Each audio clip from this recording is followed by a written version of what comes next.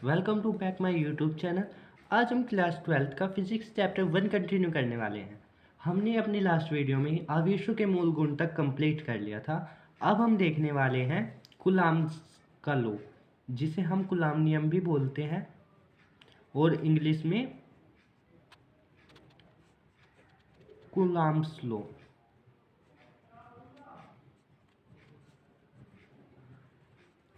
तो चलिए स्टार्ट करते हैं। देखिए, आपने क्लास 11th में पढ़ा होगा ग्रेविटेशन फोर्स।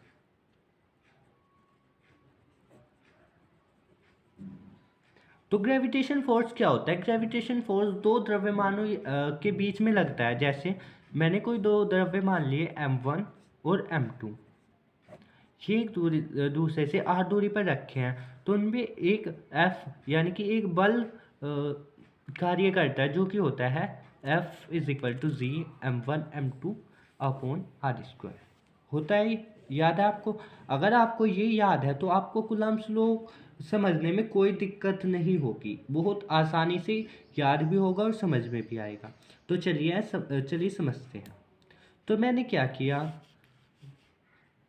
मैंने कोई यहाँ पे कूलम्स लॉ में क्या होता है कि यहाँ पर आवेश होते हैं दो, कोई भी आवेश होते हैं जो कि एक दूसरे से r दूरी पर रखे होते हैं। जैसे यहाँ पे द्रव्यमान थे, ऐसे ही यहाँ पे होते हैं आवेश।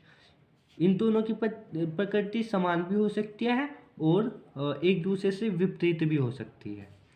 तो चलिए, मैंने क्या किया, माना कोई दो आवेश Q1 व Q2 एक दूसरे से R, तो हमने क्या माना, R दूरी पर स्थित हैं। तो यदि कोई दो आवेश हैं जो कि Q1 Q2 R दूरी पर स्थित है, तो इनके बीच में एक बल लगता है। वो आकर्षण भी हो सकता है और प्रतिकर्षण भी हो सकता है। वो आवेशों की प्रकृति पर निर्भर करता है। तो आवेशों की प्रकृति पर निर्भर करेगा, तो वो क्या होता है कि जो उनके बीच में F बल लगता है, F वो समानुपाती होता है Q1 और Q2 के गुणनफल के। ठीक है, हमने क्लास 11th में ग्रेविटेशन फोर्स पढ़ा था, जो कि मैंने आपको अभी समझाया भी है, बिल्कुल इससे रिलेटेड ही है। जो F होता है वो Q1 Q2 के समानुपाती होता है, और जो F है यही बल वो होगा 1/r² के समानुपाती, या इसे बोल सकते हैं r² के व्युत्क्रमानुपाती, या बोल सकते हैं 1/r² के समानुपाती। तो हमारे पास ये दो इक्वेशंस बनी, फर्स्ट इक्वेशन और सेकंड इक्वेशन। समीकरण 1 व 2 से हम क्या लिख सकते हैं कि जो F है वो क्या होगा, वो समानुपाती होगा Q1 और Q2 के तथा r² के व्युत्क्रमानुपाती। तो यदि हम सभी जानते हैं जो व्युत्क्रमानुपाती का निशान हटता है तो एक कांस्टेंट आता है। यहाँ पर वो कांस्टेंट है k Q1 upon Q2, Q1 into Q2 upon r²। ठीक है,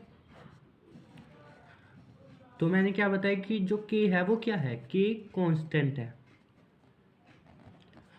अब बात करते हैं कि k निर्भर किस पर करता है। जो k है वो क्या होता है कि वो जो इनके बीच में Q1 और Q2 जो जिस माध्यम में रखे हैं उस पर निर्भर करता है। कह सकते हैं कि k जो है माध्यम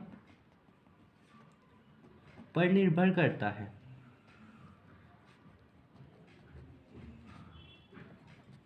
और जो k होता है वो क्या होता है, 1/4πε0 के बराबर होता है। ठीक है, और जो k का मान होता है, k का मान होता है 9 × 10⁹। जो ये हमारे पास वैल्यू है, इसमें हमें न्यूमेरिकल में बहुत हेल्प मिलती है। तो मैं आपको अभी एक और बता रहा हूँ कि एप्सिलॉन नोट होता है निर्वात की वैद्युतशीलता। इसका वैल्यू होता है 8.85 × 10⁻⁻12। ठीक है, क्या बोला मैंने एप्सिलॉन नोट को? निर्वात की वैद्युतशीलता।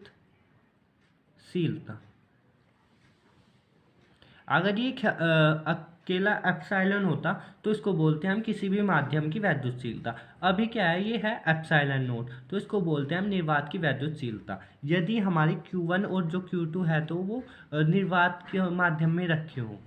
ठीक है, तो अब हम इसकी विमा और इसका मात्रक जान लेते हैं। चलिए नेक्स्ट पेज पर। तो जो हमारे पास F जो फोर्स आया तो उसका मात्रक क्या होता है। हम सभी जानते हैं कि जो हमारे पास F है, या बोल सकते हैं बल है या स्थिर वैद्युतिकी बल है, उसका मात्रक होता है न्यूटन। ठीक है, और मात्रक हो गया न्यूटन। विमा क्या होती है, विमा होती है mlt माइनस के 2। एफ की पता लग गई। अब देखते हैं की विमा क्या होती है, के का मात्रक क्या होता है। के का मात्रक होता है, ये सभी आपको अच्छे से लर्न करना है क्योंकि ये जो वो होता है बोर्ड पेपर में एमसीक्यूज में पूछ लिए जाते हैं। तो के का मात्रक क्या होता है, के का मात्रक होता है न्यूटन मीटर का स्क्वायर अपॉन कूलम्ब स्क्वायर। देखिए ऐसे तो आपके ये याद रहेगा नहीं, तो हम क्या करेंगे, एक बार इसको देखते हैं कि ये मात्रक आया कैसे है। तो हमारे पास फॉर्मूला क्या आया था, एफ का, एफ बराबर के Q1 Q2 upon r square. Q की वैल्यू मैंने आपको के की वैल्यू बताई क्या होती है, के की वैल्यू होती है 1/4 पाई एप्सिलॉन नोट, और के की मल्टीप्लाई में Q1 Q2 और अपॉन में आर स्क्वायर। ठीक है, देखते हैं एफ की विमा क्या होती है, न्यूटन। आर की विमा क्या होगी, आर एक दूरी है तो दूरी की क्या होती है, मीटर, लेकिन इसका स्क्वायर है तो क्या हो गया, मीटर स्क्वायर। अब बताइए आप मुझे, क्या 4 पाई की विमा होगी कोई, ये क्या है के, तो के की विमा हमें निकालनी है। ठीक है, इस पूरे की विमा हमें निकालनी है के। क्यों, क्या है, आवेश, और आवेश का मात्रक मैंने आपको लास्ट वीडियो में बताया था, कूलाम होता है। ये भी आवेश है और ये भी आवेश है, दोनों का मात्रक कूलाम, और दोनों मल्टीप्लाई होंगे तो क्या आ जाएगा, कूलाम स्क्वायर, क्योंकि दो है हमारे पास। अब देखिए हमें के की निकालनी है, के की मल्टीप्लाई में कूलाम स्क्वायर, तो के की विमा क्या आ जाएगी, न्यूटन मीटर का स्क्वायर अपॉन कूलाम स्क्वायर। अगर आप इसको एक बार निकाल लेंगे तो आपके आसानी से याद रहेगी। तो चलिए अब देखते हैं कि जो, तो अब जानते हैं यदि हमारे पास जो Q1 व Q2 है वो के पैराविद्युत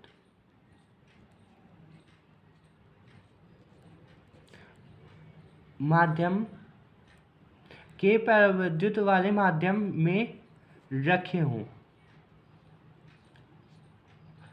तो तब हमारे पास बल क्या होगा, तब बल क्या होगा, 1/4 pi epsilon nought Q1 Q2 upon r square. ये तो हमारे पास होता है, अगर निर्वात में रखी हो तो ये होगा हमारे पास, और यदि के पैराविद्युत में रखी हो तो बस क्या होगा कि एप्सिलॉन नोट जो है उसके साथ के की मल्टीप्लाई हो जाती है।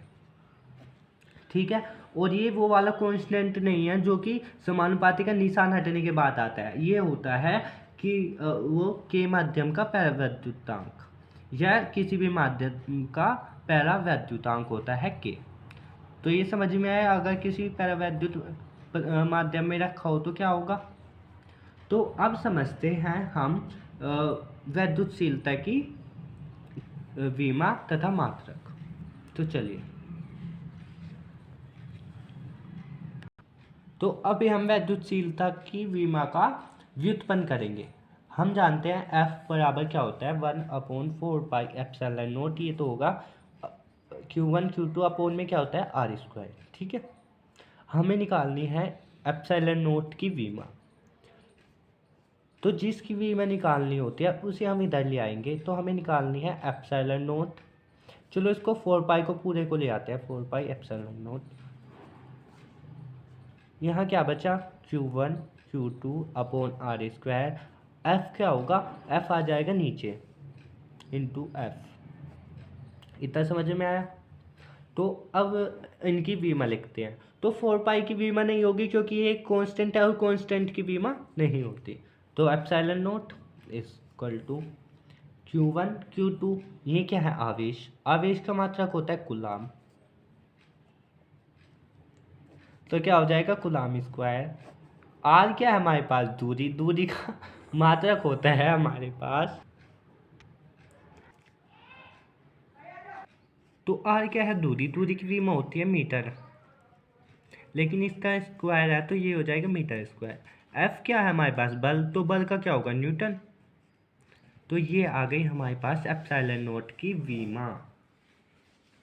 अब ऐसे ही हम विमेय सूत्र यानी कि इसका विमेय सूत्र निकालेंगे।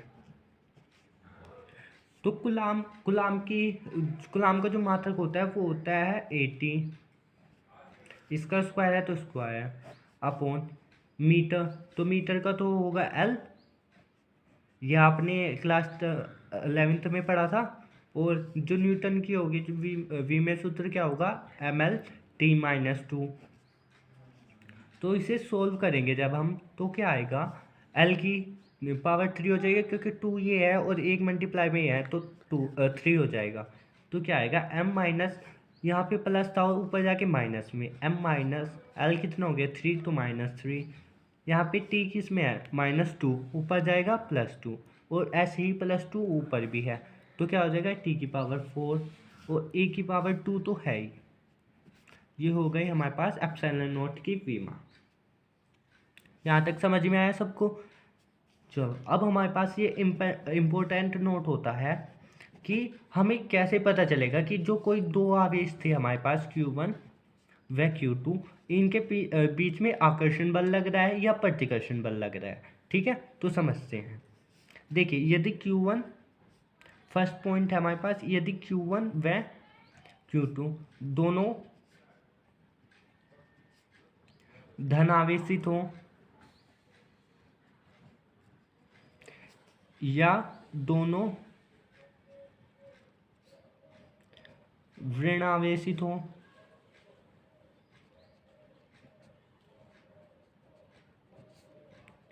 यदि दोनों की प्रकृति समान होगी तो उनके बीच में कैसा फोर्स लगता है, प्रतिकर्षण बल। तो आवेशित हो तो क्या लगेगा उनके बीच में,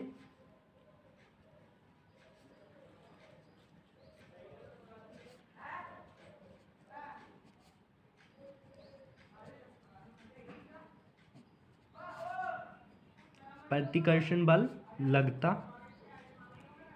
है। अब जान लेते हैं कि आकर्षण बल कब लगेगा। देखिए यदि Q1 व Q2 दोनों क्या हो, विपरीत आवेश के हों, मतलब या तो Q1 प्लस हो या Q2 माइनस हो, दोनों में से एक प्लस माइनस होना चाहिए, दोनों एक दूसरे के विपरीत होने चाहिए, तो उनके बीच कैसा फोर्स लगेगा, आकर्षण।